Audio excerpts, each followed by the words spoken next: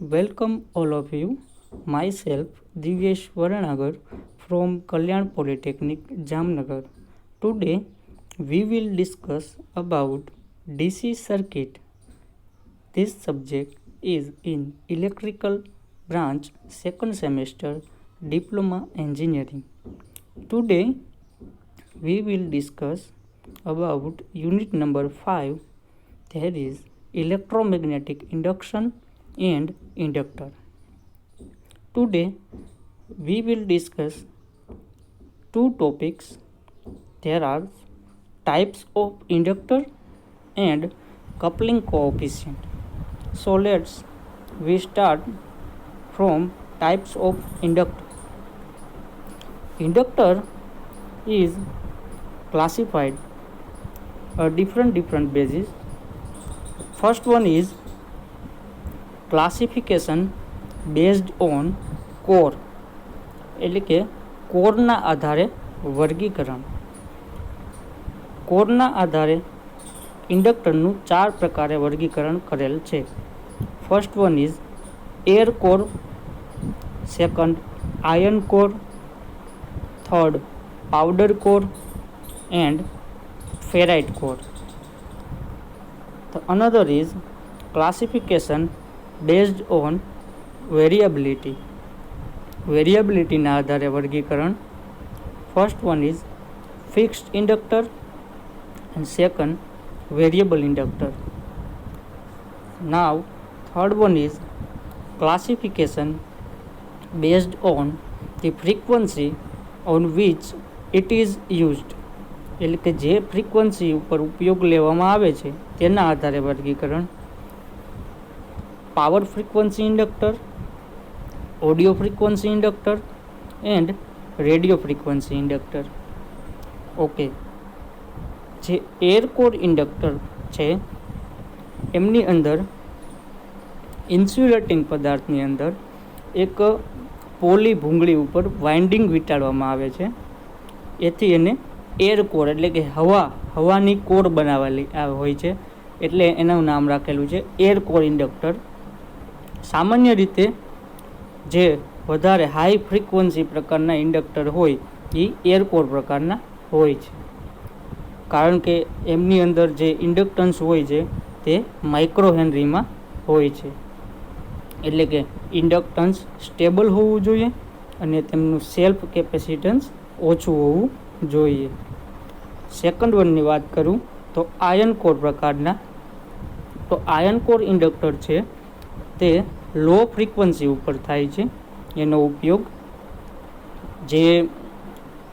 જેમનું ઇન્ડક્ટન્સ વધારે હશે અને એમનું કદ પણ મોટું હશે, તેનો ઉપયોગ જનરલી પાવર સપ્લાયમાં ફિલ્ટર તરીકે અને ઓડિયો ફ્રીક્વન્સીમાં ચોક તરીકે થતો હોય છે. આયર્ન કોરની અંદર સિલિકોન સ્ટીલના લેમિનેશનનો ઉપયોગ થાય છે. બરાબર. પછી વાત કરીએ આપણે પાવડર કોર ઇન્ડક્ટરની. તો આ ઇન્ડક્ટર છે એમની આયર્ન કોર ઉપર જે ફ્રીક્વન્સીનો આપણે ઉપયોગ કરીએ છીએ એના કરતાં વધારે ફ્રીક્વન્સીનો ઉપયોગ પાવડર કોરમાં કરવામાં આવે છે. આપણે આયર્ન કોરની અંદર જે ફ્રીક્વન્સીનો ઉપયોગ કરીએ છીએ એમના કરતાં વધારે ફ્રીક્વન્સીનો ઉપયોગ પાવડર કોરમાં કરવામાં આવે છે. આમની અંદર જે કોર હશે તે પાવડર આયર્નની બનેલી હશે. આયર્ન પાવડરને ઇન્સ્યુલેટિંગ બાઇન્ડર સાથે ભેળવીને એને સળિયા આકારના મોલ્ડ કરવામાં આવે છે, જેનાથી કોરને લીધે કોરમાં એડી કરંટનો લોસ ઓછો થશે. પછી વાત કરીએ આપણે ફેરાઇટ કોરની. તો જે આમાં ફેરાઇટ કોર પ્રકારના ઇન્ડક્ટર હશે એમાં કોર ફેરાઇટની બનેલી હોય છે અને એમનો આકાર ટોરોડોઇલ જેવો હશે. બરાબર. તો ટોરોઇડ જે પ્રકારની કોર છે એમના લીધે ફ્લક્સ જે છે એ લીકેજ ઓછું થશે, એટલે કે ફ્લક્સ લીકેજ ઓછું થશે. ઓકે. અને જે આ પ્રકારના જે ઇન્ડક્ટર છે એમનો ઉપયોગ ઓડિયો અને રેડિયો ફ્રીક્વન્સી ઉપર લેવામાં આવે છે. એમ છતાં આમનો ઉપયોગ ઓસિલેટર, વેવ ફિલ્ટર અને પાવર સપ્લાયના ફિલ્ટર તરીકે પણ થતો હોય છે.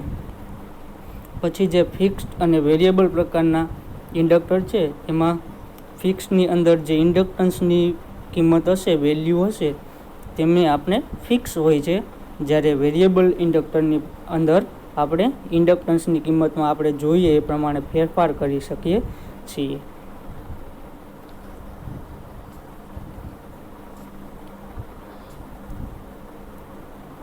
એના પછી ટોપિક આવે છે કપલિંગ કોઓફિશિયન્ટ. તો અહીં તમને એક ફિગર દેખાય છે જેમની અંદર મેં 2 કોઇલ રાખેલી છે. એક કોઇલનું નામ એ અને એક કોઇલનું નામ બી છે.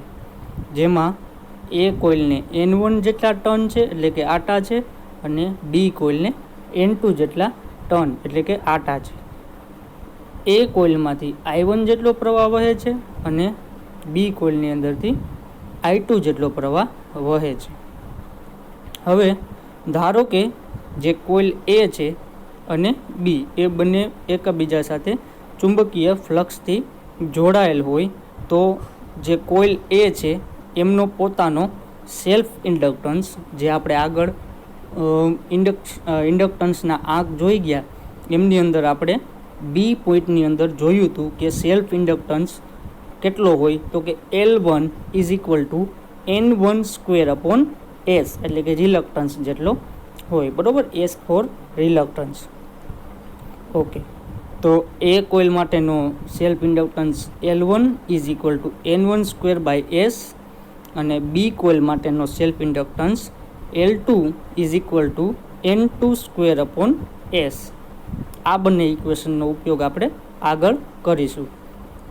ઓકે, હવે આપણે કોઇલ એની વાત કરીએ. સૌ પ્રથમ તો આપણે અત્યારે કપલિંગ કોઓફિશિયન્ટ ફાઇન્ડ કરીએ છીએ, એટલે પહેલાં પોતાની કોઇલનો અંદરનું સેલ્ફ ઇન્ડક્ટન્સ, બાજુની કોઇલ સાથેનું મ્યુચ્યુઅલ ઇન્ડક્ટન્સ અને એ બંને વચ્ચેનો કોઓફિશિયન્ટ આપણે ફાઇન્ડ કરવાનો છે.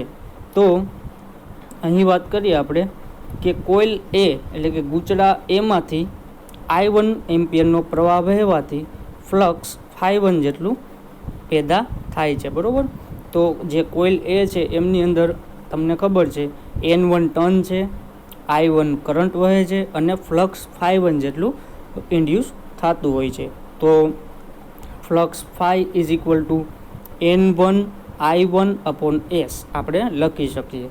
તો flux ∅1 is equal to N1 I1 upon S.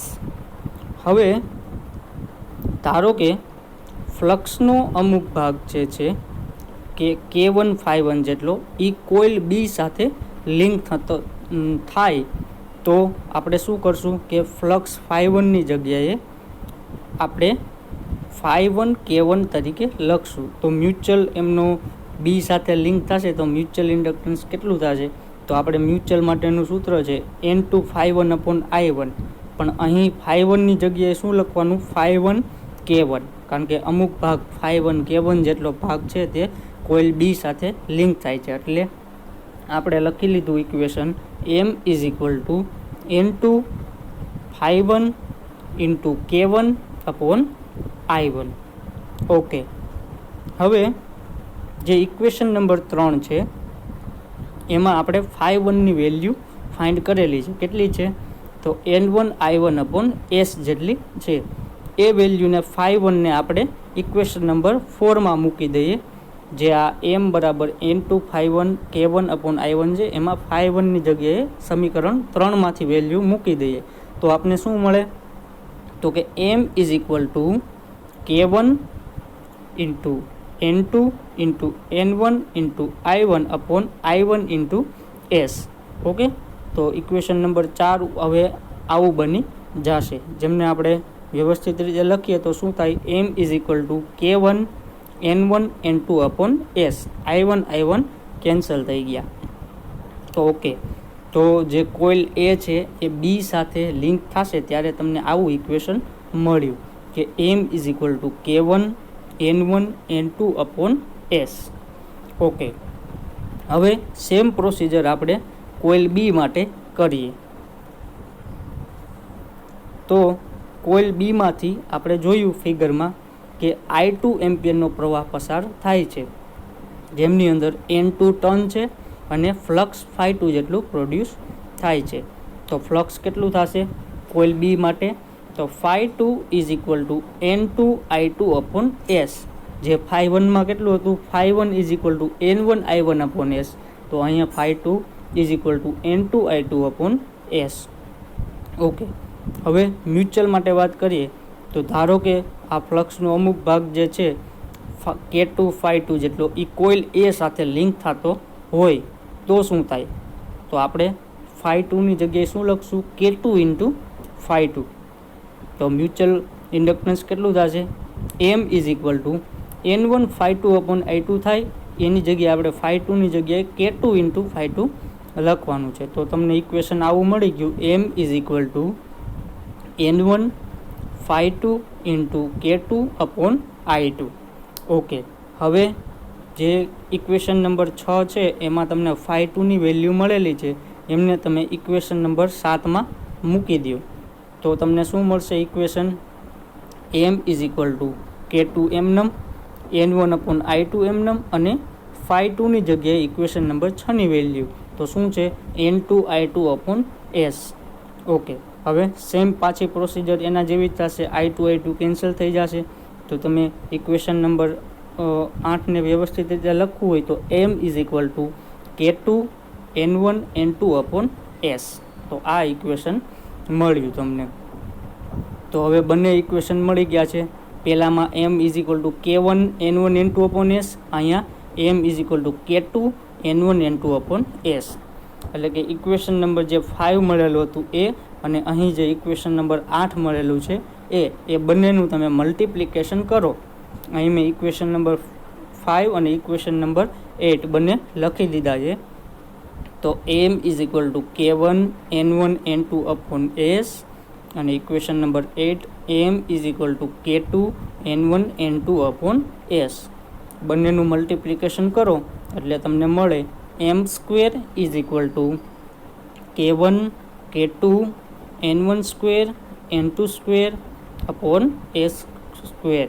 Okay, હવે M² is equal two K1 into K2 N1²/S અને N2²/S. એટલે કે S² જે હતું એમાંથી S ઇન્ટુ S ને તમે N1² ને એક S આપી દીધો અને એક N2² ને S આપી દીધો. તો અહીં તમને N1²/S એટલે તમને આગળ ખબર પડી ગઈ કે શું હતું? સેલ્ફ ઇન્ડક્ટન્સ એ માટેનું. અને N2²/S એટલે શું? તો કે સેલ્ફ ઇન્ડક્ટન્સ બી માટેનું, જે તમે આગળ ઇક્વેશનમાં જોયા હતા, ઇક્વેશન નંબર 1 અને 2ની અંદર. તો એની વેલ્યુ આપણે અહીંયા મૂકી દઈએ તો M² is equal two K1 K2 into L1 into L2 એવું થાય. ઓકે, હવે આપણે એમનું રૂટ કાઢીએ તો M ઇઝ ઇક્વલ ટુ સામેની બાજુ સ્ક્વેર કાઢીએ તો રૂટ થઈ જશે સામેની બાજુ, એટલે root of K1 K2 into L1 L2. Okay, હવે આપણે K1 K2ને એક રૂટથી અલગ દર્શાવીએ અને L1 L2ને અલગ રૂટથી દર્શાવીએ તો શું થાય? આપણે K1 root of K1 K2 બરાબર આપણે એક કોએફિશિયન્ટ K લઈ લઈએ તો ફાઇનલ ઇક્વેશન તમને શું મળે? M is equal two K root of L1 into L2. Okay, હવે તો આમાંથી Kને આપણે કરતા કરી દઈએ તો K is equal two M/ root of L1 into L2. તો આ જે તમને ફાઇનલ ઇક્વેશન મળેલું છે K is equal two M/ root of L1 into L2. તો આને શું કહેવાય? કોએફિશિયન્ટ ઓફ કપલિંગ, એટલે કે કપલિંગ કોએફિશિયન્ટ કહેવાય. હવે જો આ કપલિંગ કોએફિશિયન્ટનું આપણે ડેફિનેશન લખવી હોય તો એવી રીતે લખી શકાય કે બે કોઇલ વચ્ચેના ખરેખર મ્યુચ્યુઅલ ઇન્ડક્ટન્સ અને મહત્તમ શક્ય ઇન્ડક્ટન્સના ગુણોત્તરને કપલિંગ કોએફિશિયન્ટ કહે છે. બરાબર? હવે આ જે કોએફિશિયન્ટ છે એમની વેલ્યુ અલગ અલગ હોય તો આપણે એને કયા કયા નામથી ઓળખી શકીએ એની વાત કરીએ. તો સૌપ્રથમ વાત કરીએ, જો એક કોઇલનો બધો જ ફ્લક્સ બીજી કોઇલ સાથે સંકળાય એટલે કે K ઇઝ ઇક્વલ ટુ 1 હોય તો એમને ટાઈટ કપલિંગ કહે છે, જો K ઇઝ ઇક્વલ ટુ 1 હોય તો. બીજી વાત કરીએ કે જો એક કોઇલનો ફ્લક્સ બીજી કોઇલ સાથે જરા પણ સંકળાતો ના હોય, એટલે કે K ઇઝ ઇક્વલ ટુ 0 હોય, તો તે કોઇલને મેગ્નેટિકલી આઇસોલેટેડ કહેવાય. જ્યારે K ઇઝ ઇક્વલ ટુ 1 હોય ત્યારે એને ટાઈટ કપલિંગ કહેવાય, અને K ઇઝ ઇક્વલ ટુ 0 હોય ત્યારે એમને મેગ્નેટિકલી આઇસોલેટેડ કહેવાય. પણ હવે જ્યારે Kની કિંમત 0 અને 1 એ બંનેની વચ્ચે હોય, એટલે કે કાંઈક વેલ્યુ હશે, તો એ કોઇલને લૂઝલી કપલ્ડ કહેવામાં આવે છે. બરાબર? તો આ 3 વસ્તુ આપણે ધ્યાનમાં રાખવાની થાય કે જ્યારે K ઇઝ ઇક્વલ ટુ 1 હોય, એટલે કે કપલિંગ કોએફિશિયન્ટ 1 હોય, એનો મતલબ એવો કે એક કોઇલનું ફ્લક્સ બીજી કોઇલ સાથે બધો ફ્લક્સ સંકળાતો હોય, તો K ઇઝ ઇક્વલ ટુ 1 થાય. એમને ટાઈટ કપલિંગ કહેવાય. જ્યારે K ઇઝ ઇક્વલ ટુ 0 હોય, એટલે કે એક કોઇલનો ફ્લક્સ બીજી કોઇલ સાથે જરા પણ સંકળાતો ના હોય, ત્યારે K ઇઝ ઇક્વલ ટુ 0 થાય, તો તેમને મેગ્નેટિકલી આઇસોલેટેડ કહેવાય. પણ જ્યારે Kની કિંમત 0 અને 1ની વચ્ચે હોય ત્યારે તેમને લૂઝલી કપલ્ડ કહેવામાં આવે છે. આ કપલિંગ કોએફિશિયન્ટ જે છે એમના થિયરી અને એક્ઝામ્પલ વારંવાર એક્ઝામની અંદર પૂછાય છે, તો તમારે ખાસ આમનું ઇક્વેશન કઈ રીતના આવે છે તે અને એમનું સૂત્ર તમારે યાદ રાખવાનું થાય.